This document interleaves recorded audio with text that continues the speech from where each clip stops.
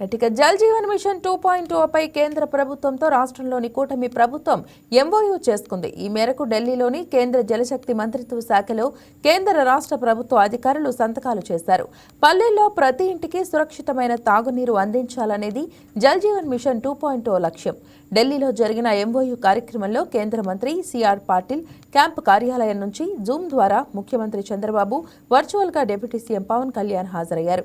వివిధ రాష్ట్రాల నుంచి వస్తున్న విజ్ఞప్తుల మేరకు జల్ జీవన్ మిషన్ 2.0కు అనుమతులిస్తూ నిర్ణయం తీసుకున్నామని కేంద్ర మంత్రి సిఆర్ పాటిల్ తెలిపారు. ఏపీలో నీటి నాణ్యతను పరీక్షించేందుకు చర్యలు చేపట్టామన్నారు.